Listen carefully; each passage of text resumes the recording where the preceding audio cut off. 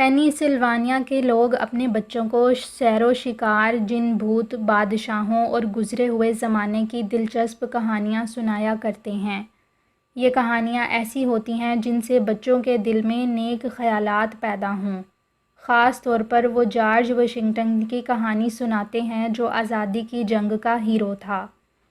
بدقسمتی سے valley George کے علاقے کے لوگ جارج واشنگٹن کے ہم خیال نہیں تھے اور امریکہ کی آزادی پسند نہیں کرتے تھے۔ انہی دنوں ایک شخص جرمنی سے بھاگ کر امریکہ پہنچا۔ اس کا نام مانہیم تھا۔ مانہیم بھی امریکہ کی جنگ آزادی کے خلاف تھا اور ویلی جارج کے انگریز باشندوں کا ہم خیال تھا۔ مانہیم جارج واشنگٹن کی جاسوسی کرنے لگا۔ اس کی لڑکی الزبتھ امریکہ کی جنگ آزادی لڑنے والوں کے ساتھ تھی۔ خاص طور پر اسے جارج واشنگٹن سے بہت ہمدردی تھی۔ جب بھی اسے موقع ملتا وہ جارج واشنگٹن کو اپنے باپ اور اس کے ساتھیوں کے ناپاک منصوبوں اور فریب کاریوں سے خبردار کر دیتی۔ سخت سردی کی وجہ سے وہ بیمار بھی ہو گئی، لیکن اس نے یہ حب وطن کا کام جاری رکھا۔ سخت سردیوں کے دن تھے۔ ایک صبح مانہیم کو خبر ملی کہ جنرل جارج واشنگٹن دوپہر کے قریب اس کے گھر کے پاس سے گزرے گا اور ہو سکتا ہے وہ کچھ دیر کے لیے وہاں ٹھہر بھی جائے۔ امریکہ کی جنگ آزادی کے رہنما کو قتل کرنے کا یہ بہترین موقع تھا۔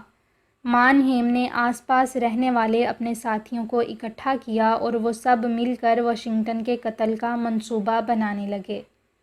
الزبتھ نے یہ بھی سنا، لیکن وہ اتنی بیمار تھی کہ واشنگٹن کے کیمپ میں جانے کے قابل نہیں تھی۔ اس نے بہت عاجزی کے ساتھ خدا سے دعا کی کہ وہ اسے یہ موقع عطا کرے کہ وہ جنرل واشنگٹن کو خبردار کر سکے۔ مانہیم اور اس کے ساتھی شدت کے ساتھ انتظار کرنے لگے۔ وقت گزارنے کے لیے وہ شراب پیتے اور تاش کھیلتے رہے۔ بیچاری الزبتھ ان کو ٹکر ٹکر دیکھتی۔ بخار کی شدت سے اس کا منہ لال اور ہونٹ خشک ہو رہے تھے۔ وقت گزرتا رہا۔ کوہر کی تاریکی میں سورج کی مدھم روشنی پھیلی ہوئی تھی۔ برف جیسی سرد ہوا چل رہی تھی۔ ایک بالکل اکیلا گھڑ سوار سڑک پر جا رہا تھا۔ یہ جارج واشنگٹن تھا۔ مانہیم کے گھر کے پاس اس نے گھوڑا روک لیا اور دروازے پر دستک دی۔ مانہیم نے کھڑکی سے جھانک کر دیکھا، پھر اس نے دبے دبے لہجے میں اپنے ساتھیوں کو بتایا، یہ وہی ہے، آج یہ بچ کر جانے نہ پائے۔ تم لوگ کمرے کا دروازہ بند کر لو اور خاموشی کے ساتھ انتظار کرو۔ مانہیم نے دروازہ کھول کر نوارد کا استقبال کیا اور بولا، فرمائیے صاحب، میں آپ کی کیا خدمت کر سکتا ہوں؟ جارج واشنگٹن نے کہا، کیا میں کچھ دیر آرام کر سکتا ہوں اور کیا میرے گھوڑے کو چارہ مل سکتا ہے؟ مانہیم نے کہا، اندر تشریف لے آئیے، میں آپ کا گھوڑا استبل میں باندھے دیتا ہوں۔ جنرل واشنگٹن نے کہا، آپ تکلیف نہ کیجیے، میں خود ہی گھوڑے کو باندھ آؤں گا۔ جنرل نے گھوڑا استبل میں باندھا اور اسے گھاس اور دانہ ڈال کر واپس ہوا۔ مانہیم اپنی بیٹی الزبتھ کو بتا رہا تھا، اس دفعہ ہم اس بدبخت کو زندہ نہیں چھوڑیں گے۔ میں اسے اپنے کمرے میں لے جاؤں گا، وہاں میرے ساتھی اس کا کام تمام کر دیں گے۔ الزبتھ اپنے باپ کی باتوں کو سن کر خاموش رہی۔ بخار کی شدت کی وجہ سے اس کا حلق اور ہونٹ خشک ہو رہے تھے اور آنکھیں جل رہی تھیں۔ جنرل واشنگٹن کو ساتھ لے کر مانہیم ایک کمرے میں پہنچا۔ اس سے اگلے کمرے میں سب سازشی چھپے ہوئے تھے۔ مانہیم نے پوچھا، جناب آپ کے لیے کھانا لاؤں؟ جنرل نے کہا، مجھے بھوک نہیں ہے، البتہ میں ذرا دیر آرام کرنا چاہتا ہوں۔ مانہیم نے کہا، اوپر کی منزل میں میرا کمرہ ہے، کمرے میں پلنگ بچھا ہوا ہے، آپ اس پر بے تکلف آرام کیجیے اور جب تک دل چاہے وہاں ٹھہریے۔ پھر وہ الزبتھ سے بولا، بیٹی الزبتھ، جنرل صاحب کو میرے کمرے میں لے جاؤ۔ الزبتھ جنرل کو ساتھ لے کر چلی۔ ان کے پیچھے مانہیم موم بتی اٹھائے ہوئے تھا اور مسلسل کچھ نہ کچھ بول رہا تھا۔ ایک ہال سے گزر کر وہ سیڑھیوں کے پاس پہنچے۔ مانہیم نے کہا، بیٹی، جنرل صاحب کو میرے کمرے میں پہنچا دو۔ الزبتھ جنرل کے ساتھ سیڑھیاں چڑھنے لگی، البتہ اس کا باپ مانہیم نیچے ہی کھڑا ہوا، موم بتی اونچی کیے راستہ دکھا رہا تھا۔ الزبتھ کا سر چکرا رہا تھا اور وہ بہت دقت سے چل رہی تھی۔ بار بار اس کے دل میں یہ خیال آ رہا تھا، میں جنرل کو کیسے خبردار کروں، میرا باپ پیچھے کھڑا ہوا سب کچھ دیکھ رہا ہے۔ جب وہ آخری زینے پر پہنچی اسے ایک خیال سوجھا۔ اس کے باپ کا کمرہ پہلا تھا، اس کا کمرہ دوسرا تھا۔ بغیر کسی ہچکچاہٹ کے وہ جنرل واشنگٹن کو اپنے کمرے تک لے گئی اور بولی، لیجئے آپ یہاں آرام فرمائیے۔ جنرل واشنگٹن کمرے میں داخل ہوا اور دروازہ بند کر دیا۔ ادھر الزبتھ بہت مشکل سے چلتی ہوئی سیڑھیوں تک پہنچی۔ اس نے باپ سے کہا، بیٹی تم اپنے کمرے میں جا کر سو جاؤ، آرام کرنے سے یقیناً تمہیں فائدہ ہوگا۔ جی ابا جان، الزبتھ بہت آہستگی سے بولی۔ اس کے جسم پر کپکپاہٹ طاری تھی اور بتیسی بج رہی تھی۔ الزبتھ اپنے باپ کے کمرے میں گئی اور اس کے بستر پر لیٹ گئی۔ اس کا باپ مانہیم اپنے دوستوں کے پاس گیا اور ان سے دبی دبی آواز میں بولا، وہ میرے کمرے میں ہیں، ذرا دیر بعد وہ سو جائے گا۔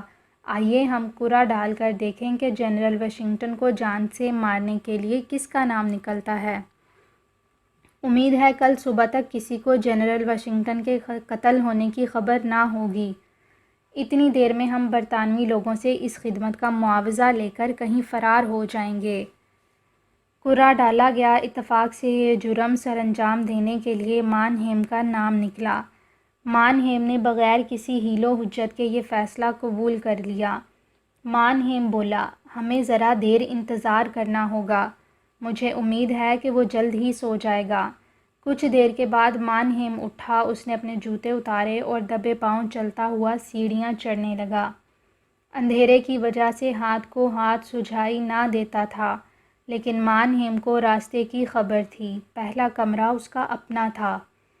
اس نے الزبتھ سے جنرل کو اسی جگہ لے جانے کے لیے کہا تھا۔ اسے اس بات کا بالکل کوئی علم نہیں تھا کہ الزبتھ نے اس کا کہنا نہیں مانا اور وہ اسے اپنے کمرے میں پہنچا آئی ہے اور خود اپنے باپ کے بستر پر سو رہی ہے۔ مانہیم نے آہستگی سے دروازہ کھولا۔ اندر تاریکی تھی، لیکن اسے معلوم تھا کہ پلنگ کہاں رکھا ہوا ہے۔ وہ پلنگ کے پاس پہنچا۔ اس نے بجلی کی سی تیزی کے ساتھ خنجر لیٹی ہوئی الزبتھ کے سینے میں اتار دیا۔ الزبتھ کے منہ سے ایک ہلکی سی کراہ نکلی اور وہ ہمیشہ کے لیے خاموش ہو گئی۔ مانہیم تیزی کے ساتھ دوڑتا ہوا سیڑھیوں سے نیچے اترا اور پھولے ہوئے سانس کے ساتھ بولا، جنرل کا کام تمام ہو چکا ہے، ہمیں اسی وقت یہاں سے چل دینا چاہیے۔ میں ابھی جا کر الزبتھ کو بلا لاتا ہوں۔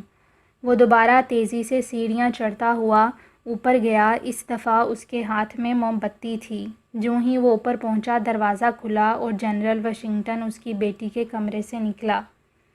جنرل نے پرسکون لہجے میں کہا، میرے معزز میزبان، میں آپ کی مہمان نوازی کا شکریہ ادا کرتا ہوں۔ اب میں آپ سے رخصت ہوتا ہوں۔ امید ہے کہ میں جلد ہی آپ کو اس مہربانی کا صلہ دوں گا۔ جنرل واشنگٹن مانہیم سے ہاتھ ملا کر رخصت ہو گیا۔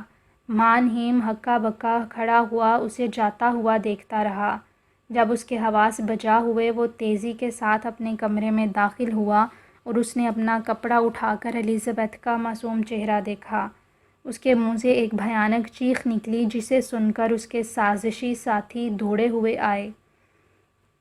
مانہیم پتھر کے مجسمے کی طرح بے حس و حرکت کھڑا تھا اور اس کا رنگ دودھیا سفید ہو رہا تھا۔